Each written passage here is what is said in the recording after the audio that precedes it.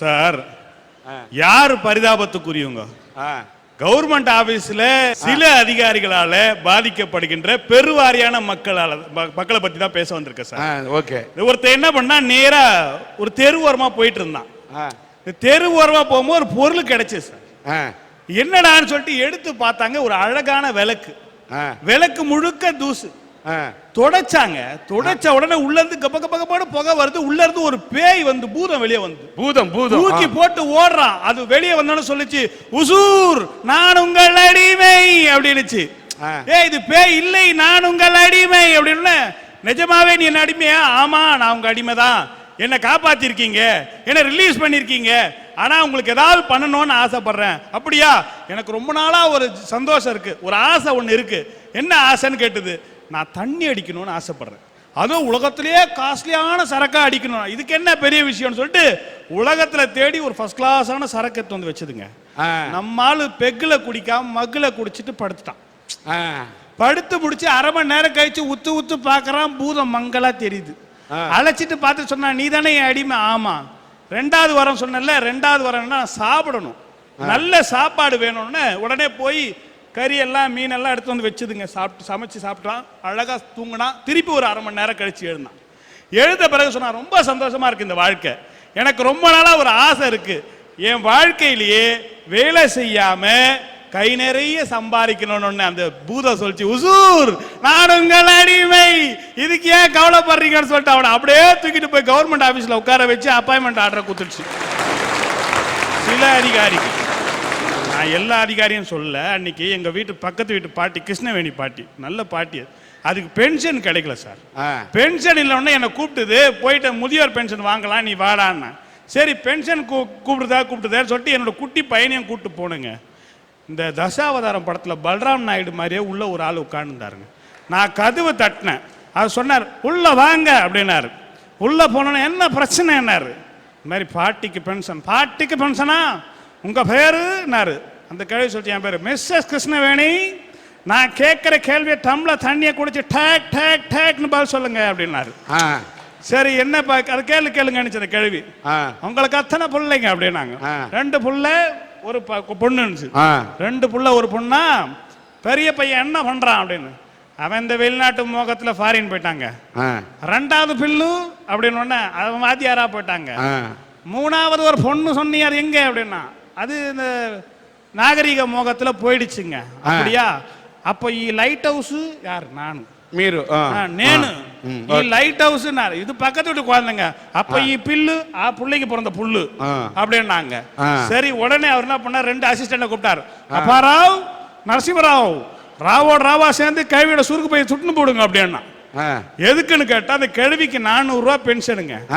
அந்த ஆளு கேட்டாரு, మీరు எனக்கு 1000 రూపాయలు కట్టింగ్ చేస్తావు, నేను సైన్ పోటావు, నువ్వు ఇంటికి పో అంటారు. சைன் பெட்டாவு என்னன்னா, அவளை சொல்லிட்டு ஒரு 400 ரூபாய்க்கு 1000 ரூபாய் லஞ்சம் கேட்கிற சில அதிகாரிகளை நம்பி இருக்காங்க பாத்தீங்களா பொதுமக்கள். அவன் தான் பரிதாபத்திற்குரியவன். அதனாலதான் எங்களுடைய பழைய கவிஞன் ஒன்று பாடினா, எத்தனை காலம் தான் ஏமாற்றுவார் இந்த நாட்டிலே, சொந்த நாட்டிலே, நம் நாட்டிலே. இந்த அதிகாரிங்க இன்னும் எத்தனை காலம் தான் ஏமாற்றுவார் இந்த நாட்டிலே, சொந்த நாட்டிலே, நம் நாட்டிலே. இந்த அதிகாரிகளை நம்பி அரசு அலுவலகங்களை காத்திருக்கின்ற பொதுமக்கள் தான் உண்மையான அப்பாவி பரிதாபத்திற்குரியவர்கள் நான் சொல்ல வந்திருக்கேன். நீங்க சட்டம் போட்டிருக்காங்க, அதிகாரிகள் திட்டம் ஒன்று போட்டிருக்காங்க, அறிக்கை கொடுக்குறாங்க. வெறிநாய் கடிக்கு ரேஷன் கார்டு இருந்தா தான் வெறிநாய் கடிக்கு ரேபிஸ் ஊசி போடலான்னு சொல்லியிருக்கா, ஒரு ஆர்டர் போட்டிருக்கா. ரேபிப்பூர் இந்த ரேபிப்பூர் ஊசி வந்து ரேஷன் கார்டு இருந்தா தான் போட முடியும்ன்றான். எங்கேயாவது தெருநாய் போய், excuse me, you have ration card? Yes I have. வேல்னு பிடிக்கிற மாதிரியும் நெக்ஸ்ட் தெருவுக்கு போயிட்டு, excuse me gentleman, come here, you have ration card? Sorry I don't have. Okay you may கோன்னு ஏதாவது நாய் தெருநாய் எங்க யாரும் கேட்டிருக்கா? இந்த அரசு அதிகாரிகள் திட்டம் போறதுக்கு முன்னாடி தயவு செஞ்சு யோசிச்சு பாருங்க, நாய் கடிக்கு ரேஷன் கார்டுக்கு எந்த காலத்துல சம்பந்தம் இருந்திருக்கு? எல்லா அதிகாரிகளும் நான் குறை சொல்லலைங்க, ஒரு சில அதிகாரிகள் தான். நம்ம சம்பாதிக்கிறோம், சம்பாதிச்சா கடைசியில போய் வருமான வரித்துறை வந்து பிடிக்குது. ஒருத்தன் கோழி பண்ணை வச்சா சார், கோழி பண்ணை. கோழி பண்ணையில் என்ன சார் கிடைக்கும்? கோழி பண்ணை வந்து ஒருத்தன் வந்தான், ஒரு ஆபீசர் வந்தான், வந்து கேட்டாரு, கோழி எல்லாம் கொழு கொழுக்குதான் என்ன போடுறேன்னா. அவன் சொன்னா ஒன்றும் இல்லை சாமி, நான் நல்ல சத்துள்ள உணவு தான் போடுறேன், ஒரு கோழிக்கு ஒரு வேலைக்கு 150 ரூபாய் நான் செலவு பண்றேன் அப்படின்னா. இவன் உடனே கணக்கு போட்டான், 150 ரூபா ஒரு கோழிக்கு, ஒரு நாளைக்கு 450 ரூபாய், இருக்கிறது 100 கோழி, அப்போ உன்னுடைய வருமானம் எவ்வளவு, நீ இன்கம் டேக்ஸ் கட்ட தவறிட்டேன்னு சொல்லிட்டு 10,000 ரூபாய் பிடின்ட்டான். 10,000 ரூபாய் டேக்ஸ் கட்டுன்ட்டான். உடனே ஒரு 6 மாசம் கழிச்சு ஒருத்தன் வந்தாங்க, வந்து கேட்டான், கோழி இப்படி இருக்கே என்ன போடுறேன்னா. இவன் யோசிச்சான், ஏற்கனவே 150 ரூபா சொல்லியே 10,000 கட்டியிருக்கும், நமக்கு ஏன்டா இந்த சாமி வம்புன்னு சொல்லிட்டு நான் ஏங்க போட போறேன், இந்த கையில பிடிச்சி இந்த தானியத்தை அப்படி தூவேன், அது அப்படியே கேட்ச் பிடிச்சி சாப்பிட்டா உண்டு, மழை பெஞ்சா தண்ணி வரத்துல அதை குடிச்சிட்டு போகுதுன்னு அந்த அதிகாரி சொன்னாடா பாவி, ஜீவராசிகளை துன்புறுத்துகின்ற காரணத்தினால் நாங்கள் ப்ளூ கிராஸில் இருந்து வந்திருக்கிறோம், புடி 20,000 ரூபாய் ஃபைனுன்னா. 6 மாசம் கழிச்சு ஒருத்தன் வந்தான் சார். அவன் வந்து கேட்டான், கோழி இப்படி இருக்க என்ன போடுற, நீங்க யோசிச்சு பார்த்தா ஏற்கனவே 10, 20, 30 செலவு பண்ணியிருக்கோம். யோசிச்சுட்டு சொன்னா, நான் ஏன் சாமி போடுறேன், நான் எதுவுமே போடுறதில்ல, ஒரு கோழியை கூப்பிட்டு 10 ரூபா கையில குத்துருவா, அண்ணாச்சி கையில போய் அது வேண்டாம் ஆசை அறியப்பட்டது சாப்பிடுது, அதனாலதான் என் கோழி எல்லாம் இப்படி இருக்குன்றான். சார் அரசு வந்து நல்லதா சார் செய்யுது, அரசை வந்து நான் குறை சொல்லல. ஒருத்தர் செத்துட்டார், ஒருத்தர் ஒரு ஆபீசர் செத்துட்டார், செத்துட்டு எடுத்துட்டு போய் கல்லறையில் வச்சு புதைக்க எரிக்கிறாங்க. எரிக்கும் பொழுது எரிச்சிட்டாங்க, பையன் கொல்லி வச்சுட்டா ஓடி வந்துட்டாங்க, எல்லாரும் வீட்டுக்கு வந்துட்டாங்க. அந்த வெட்டி அந்த தப்ப ஓடியாந்தாங்க வீட்டுக்கு. யோ நான் வந்து 25 வருஷம் சர்வீஸ் பண்ணியிருக்கேன், இது மாதிரி ஒரு படத்தை பார்க்கல, எல்லாமே இது வச்சு இந்த கையை மட்டும் விரைச்சிக்கிட்டு வெளியவே நிக்குதுன்னா. அந்த பையன் சொன்னா, சாரி சார் ஒரு விஷயம் நான் சொல்ல மறந்துட்டேன், எங்க அப்பா கவர்மெண்ட் ஆபீசர்னா. அது சொன்னா, டேய் இதை முதலே சொல்ல வேண்டியதான, கடகன்னு ஓடினாங்க, நெத்தியில இந்த 1 ரூபாய் இந்த பணத்து கையில குத்தோன்னு லபாக்குன்னு வாங்கி உள்ள மடிச்சுக்கிச்சு பாருங்க. இதுதாங்க இருக்கு, அரசு நல்ல திட்டங்களை தான் பண்ணுது சார். முல்லா வந்து ஒருத்தர் உடம்பு சரியில்லைன்னா முல்லாவிட்ட போயிட்டு அவர் என்ன சொன்னாரு, கோழி கொடுத்தாரு, சூப்பு வச்சு கொடுன்னு. முல்லாவுக்கு குசும்பு அதிகம். கூட வந்த ஃப்ரெண்டை சொன்னா, எனக்கு கூட தான் உடம்பு சரியில்லைன்னா, அவங்கிட்ட கோழி குத்துறோம் போய் சூப் வாங்கி சாப்பிடுன்னா. உடனே நேராக போனா, நான் முல்லாவின் நண்பர் வந்திருக்கிறேன், சூப்பு கொஞ்சம் கொடுங்கண்ணா, சூப்பு எடுத்து கொடுத்தான். இன்னொருத்த வந்தான், நான் முல்லாவுக்கு நண்பருக்கு நண்பர் வந்திருக்கேன், சூப்பு கொஞ்சம் கொடுங்கண்ணா, சூப்பு கொஞ்சம் கொடுத்தான். இதே மாதிரி முல்லாவுக்கு நண்பருக்கு நண்பருக்கு நண்பருக்கு நண்பருக்கு நண்பருக்கு நண்பருக்கு நண்பருக்கு நண்பருக்கு நண்பருக்கு நண்பருக்கு நண்பருக்கு நண்பருக்கு நண்பர் வந்தா, அந்த கோழி வாங்கிட்டு போனான் பத்தியா, அவன் பச்சை தண்ணியை தூக்கி கொடுத்தான். இவனுக்கு கோபம் வந்தது, யோ முல்லா உங்ககிட்ட கோழி கொடுத்தாரு, நீ பச்சை தண்ணி சூப்புக்கு பதிலா பச்சை தண்ணி கொடுக்குறியான்னு கேட்டது. அவன் சொன்னா, நீ நண்பருக்கு நண்பருக்கு நண்பருக்கு நண்பருக்கு நண்பருக்கு நண்பருக்கு நண்பருக்கு நண்பருக்கு நண்பருக்கு நண்பருக்கு நண்பருக்கு நண்பருக்கு நண்பர் இல்லையா, இது சூப்போட சூப்போட சூப்போட சூப்போட சூப்போட சூப்போட சூப்போட சூப்போட சூப்படா. அது மாதிரி அரசு எங்களிடம் கோழிகளை கொடுக்கிறது சூப்பு சாப்பிட சொல்லி, ஆனால் சில அதிகாரிகள் சூப்போட சூப்போட இவங்களா சூப்பிட்டு எங்களுக்கு பச்சை தண்ணியை கொடுக்கிறாங்க. இந்த அரசு அதிகாரிகளை நம்பி வாழுகின்ற நாங்கள் அப்பாவி பொதுமக்கள் தான் இந்த சமுதாயத்திலே ரொம்பவும் பரிதாபத்துக்குரியவர்கள் நான் நினைக்கிறேன் சார். நீங்க முல்லாவோட சூப்போட சூப்போட சூப்போட சூப்போட சூப்போட சூப்போட சூப்போட சூப்போட சூப்பு சொல்லி அரசு அதிகாரிகள் வச்சு ஆப்போட ஆப்போட ஆப்போட ஆப்போட ஆப்போட ஆப்போட ஆப்போட வச்சது ஆப்பு. யார் பரிதாபத்துக்கு உரியவர்கள் என்று தங்களுடைய கருத்துக்களை எடுத்து வைத்தார்கள். இதிலே இன்றைய மாணவர்களிடம் படாத பாடுபடும் ஆசிரியர்கள் தான் பரிதாபத்துக்குரியவர்கள் என்று இங்கே சிலர், மணிகண்டன் உட்பட பலர் இங்கே வாதம் செய்தார்கள். பள்ளி மாணவர்கள் என்று சொன்னால் சில பள்ளி மாணவர்கள் குறும்பு செய்கிறார்கள், இல்லை என்று நான் சொல்வதற்கு இல்லை. ஆசிரியர் பணி என்பதே அது என்னதான் அவர் சொல்லதை போல 18,000 ரூபாய் சம்பளம் வாங்கினாலும் கூட அது ஒரு சேவைதான். எப்படி என்று கேட்டால், ஏன் இப்படி இருக்கிறது, அது மற்றவர்களை ஏற்றிவிடும் ஏன் இப்படி, ஆனால் கடைசி வரை அதன் நிலைமை ஏன் இப்படி என்று கேட்கக்கூடிய நிலையில்தான் அந்த ஏணி இருக்கும். திட்டுவோர் திட்டட்டும், கொட்டுவது என் வேலை என்று பணி செய்யக்கூடிய ஆசிரியர்கள் பணி பாராட்டுக்குரியது.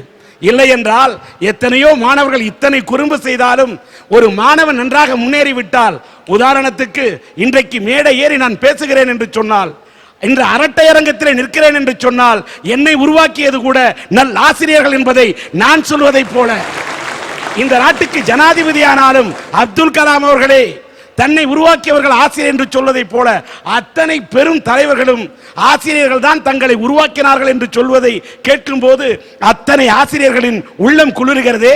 அந்த உள்ளத்தின் குளிர்ச்சிக்கு முன்னால் இவர்கள் செய்யக்கூடிய குறும்பு ஏமாத்திரம். அதனால் அவர்களை பரிதாபத்துக்குரியவர்கள் என்று கணக்கில் எடுத்துக்கொள்ள முடியாது. அடுத்து வருவோம். வெளிநாட்டுக்கு செல்வதையே தங்களது குறிக்கோளாக கொண்டிருக்கும் இளைஞர்கள். இந்த நாட்டில், இந்திய திருநாட்டில் எல்லா வளமும் இருக்கிறது, இல்லை என்று நான் மறுக்கவில்லை.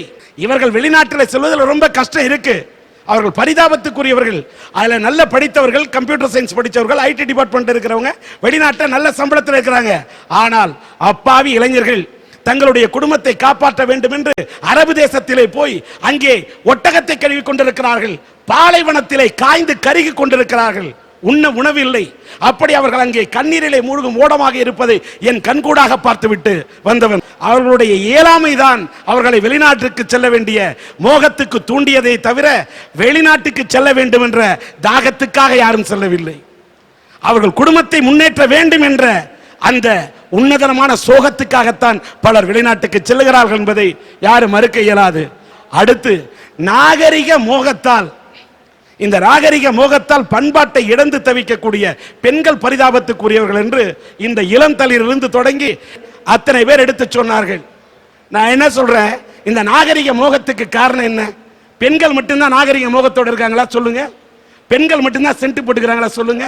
பெண்கள் மட்டும்தான் ஜீன்ஸ் போட்டுக்கிறாங்களா சொல்லுங்க? நம்ம தமிழ்நாட்டோட பண்பை, இந்திய நாட்டோட கலாச்சாரத்தை எத்தனை நாள் பண்டிகை கொண்டாடும் போது நம்ம வேட்டி கட்டுறோம்.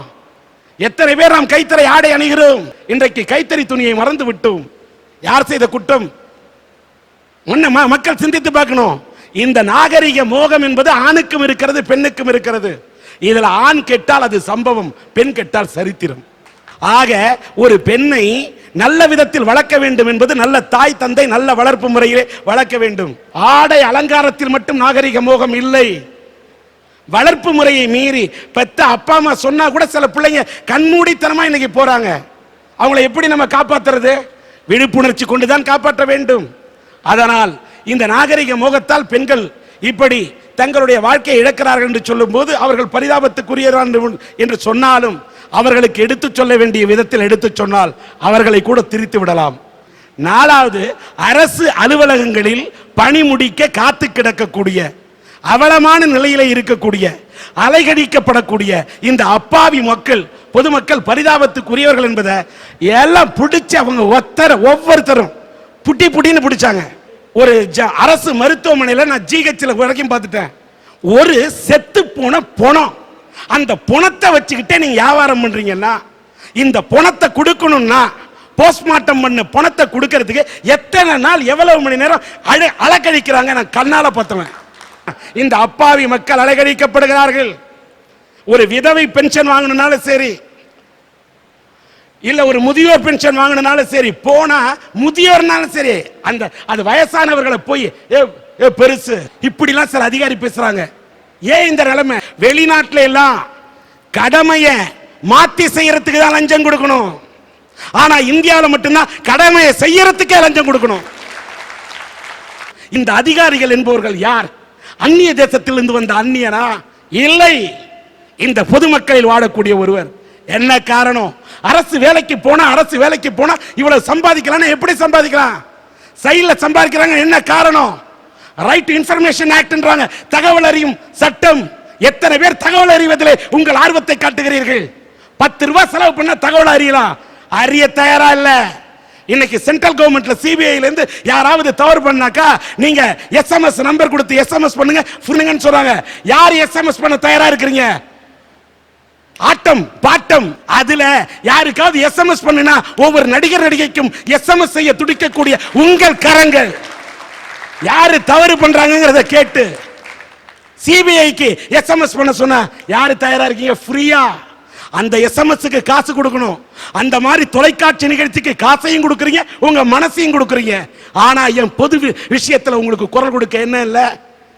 மக்களுக்கு உணர்வு வேணும். லஞ்சம் கொடுக்கிறோம்னா யாரு கொடுக்கிறது? லஞ்சம் வாங்குற அதிகாரி மேல குற்றன்றீங்க, நான் ஒத்துக்க மாட்டேன். அந்த அரசு அலுவலகத்துக்கு போனா பணம் படைத்தவன் 500 கொடுக்கலாமா, 5000 கொடுக்கலாம், சீக்கிரம் வேலை முடியணும். இடையில இருக்கிற 500 கொடுக்கலாமா, 50 ரூபா கொடுக்கலாமா?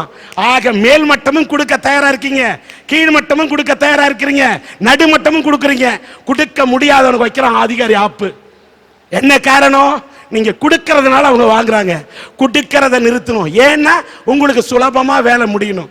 நான் இதை சொல்றேன்னு வருத்தப்படாதீங்க. மக்கள் சிந்திக்கணும். இதுக்கெல்லாம் என்ன தெரியுமா காரணம்? இந்திய அரசு சுதந்திரம் அடைந்து விட்டது. வெள்ளைக்காரர்கள் இந்த நாட்டை விட்டு போய்விட்டார்கள். ஆனால் வெள்ளைக்காரனுடைய சட்டம் இன்னும் இந்த நாட்டை விட்டு செல்லவில்லை. எப்படின்னு கேட்டா, அவர் Indian constitution is based with the unwritten constitution of the Britain. பிரிட்டனுடைய வெள்ளைக்காரனுடைய அரசியல் சட்டம் எழுதப்படாத அரசியல் சட்டம். இந்தியருடைய அரசியல் சட்டம் எழுதப்பட்ட அரசியல் சட்டம். இந்த எழுதப்பட்ட அரசியல் சட்டம் இங்கிலாந்தில் எழுதப்படாத அரசியல் சட்டத்தை அடிப்படையாக கொண்டு எழுதப்பட்டது. அந்த சட்டங்களில் வர வேண்டும் மாற்றம். அப்படி அரசியல் சட்டத்திலேயே சில மாற்றங்கள் வந்தால் மட்டும்தான் இந்த கொள்ளையடிக்கக்கூடிய, ஆட்டம் போடக்கூடிய அதிகாரிகள், அப்படி ஒரு மாற்றம் வருகின்ற வரையில் இந்த அப்பாவி மக்கள், அரசு அலுவலகங்களில் அலைகழிக்கப்படக்கூடிய மக்கள், அப்பாவி மக்கள் பரிதாபத்துக்குரியவர்கள். அவர்களுக்கு நான் கண்ணீர் வெடிக்கிறேன். இதுக்கெல்லாம் கூட சட்டம் போட்டா மாத்திடலாங்க. ஆனா சட்டம் போட்டாலும் சரி, சத்தம் போட்டாலும் சரி, மாற்ற முடியாத பரிதாபத்துக்குரியவர்கள் யார் தெரியுமா? முதியோர் இல்லங்களில் முடங்கி கிடக்கும் பெற்றவர்கள் தான். எல்லா முதியவர்களும் முதியோர் இல்லத்துக்கு அனுப்பப்படுறாங்களா? எனக்கு ஒரே ஒரு காரணம், தப்பா எடுத்துக்காதீங்க. எல்லா ஆண்களுக்கும் இதயம் இருக்கிறது, சில ஆண்களுக்கு இதயம் இல்லாமல் இருக்கலாம். எந்த ஒரு ஆண்மகனும் தன்னுடைய தாயையோ தந்தையோ முதியோர் இல்லத்துக்கு அனுப்பணும்னு நினைக்கல, அனுப்ப முடியாது. ஆனா ஒண்ணு சொல்றேன், இந்த தபேலாக்கெல்லாம் ஒரு பக்கம் தாங்க அடி, ஆனா அந்த மத்தளத்துக்கு மட்டும் 2 பக்கம் அடி. கல்யாணம் ஆன பிறகு ஒவ்வொரு ஆண்மகனும் ஒரு பக்கம் பொண்டாட்டிட்டு அடிபடுறான், இன்னொரு பக்கம் தன் பெத்தவங்கள்ட்ட அடிபடுறான். இதாங்க உண்மை. இந்த உண்மையை நீங்க தெரிஞ்சுக்கணும். இதை பாருங்க, மெகா சீரியல் பார்த்தா ஏன் அத்தனை டிவி சேனல்லையும் மாமியாருக்கும் மருமகளுக்கும் சண்டை? இந்த பெண்கள் ஏன் இவ்வளவு பேர் வில்லியா இருக்கிறாங்க? கொடாயடியில ஏன் சண்டை போட்டுக்கிறாங்க? இந்த பெண்களுடைய மனம் ஒத்து போகாது. பெண்களுக்கு மட்டும்தான் இந்த அதிகமான பொறாமை குணம் இருக்கிறது. ஒரு மாமனாருக்கும் மருமகனுக்கு சண்டை எங்க ஜாஸ்தியா பார்த்திருக்கீங்களா? மாமியார் மருமகனுக்கு மட்டும்தான் சண்டை. பெண்ணும் அதிகமா விட்டு கொடுக்க மாட்டேங்கிறாங்க. அதனால ஒன்னேன்னு சொல்றேன், இன்றைய மருமகள் நீ நாளை உலகத்தின் மாமியார். இன்னைக்கு உன்னுடைய மாமியார் நீ முதியோர் இல்லத்துக்கு அனுப்பிச்சினா, நாளைக்கு ஒன்ன முதியோர் இல்லத்துக்கு அனுப்புறதுக்கு உனக்கு ஒரு மருமக வருவா. காலம் ஒரு சக்கரம். இதை மட்டும் பெண்கள் உணரணும். வயசாயிட்டா தொணன்னு பேசுறாங்கன்னு ஏன் பேச மாட்டாங்க? நீ பிள்ளையா இருந்தப்போ உனக்கு பேசவே தெரியாத, பேச தெரியாத உனக்கு பேச கத்து கொடுத்தது அப்பன்னு ஆத்தாதான? சின்ன வயசுல உனக்கு மூக்கு விழுனப்ப மூக்க தொடச்சு விடுறதுக்கு மட்டும் அப்பா அம்மா வேணும். உனக்கு சின்ன வயசுல நீ 2க்கு போயிட்டீனா 1க்கு போயிட்டா உனக்கு கழுவி விடுறதுக்கு கூட தெரியாத, உனக்கு கழுவி விடுறதுக்கு நாங்க சின்ன வயசுல அப்பா அம்மா வேணும். பெரிய வயசுல தள்ளாத வயசுல அவங்க போனா அவங்களோட வயித்த கழுவுறதுக்கு கூட உன்னால முடியலன்னு நீ அவங்கள முதியோர் இல்லத்துக்கு அனுப்புறிய நியாயமா? உன் கண்ணு கோளாறு வந்தா கண்ணுக்கு கண்ணாடி போட்டுக்கிற, தலை நிறைச்சா தலைக்கு டை போட்டுக்கிற, எல்லாத்துக்கும் நீ சரி பண்ணிக்கிற. அப்பா அம்மா மட்டும் வயசாயிட்டா ஏயா சரி பண்ண மாட்டேங்கிற?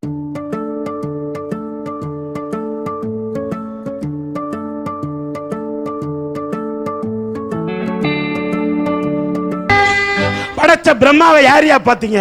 பெத்தெடுத்த அம்மாவை தான் பார்த்திருக்கீங்க. பெத்த தாய் இல்லாம யார் பிறக்க முடியும்? வாய் இல்லாம பேச முடியுமா? தாய் இல்லாம பிறக்க முடியுமா? தந்தை இல்லாம இந்த உலகத்தை பார்க்க முடியுமா? படைச்சவ அம்மா, அவளை நினைக்காதீங்கப்பா சும்மா. அதனால முதியோர் உள்ளங்களில் இருக்கக்கூடிய அந்த பெற்றோர்கள், முடங்கி கிடக்கும் பெரியவர்கள் தான் பரிதாபத்துக்குரியவர்கள். இப்படி 10 மாசம் உன்னை சுமப்பதற்கு காரணமாக தாய் தந்தைய நீ எட்டி உழைச்சதெல்லாம் தாங்கினவங்களை, அவங்களுடைய வயசான காலத்தில் அவங்களை வச்சு தாங்காம அவங்கள முதியோர் உள்ளங்களில் கொண்டு சேர்க்காதீர்கள். அவர்கள் தான் பரிதாபத்துக்குரியவர்கள் என்று இந்த தீர்ப்பை கூறி விடைபெறுகிறேன். நன்றி, வணக்கம்.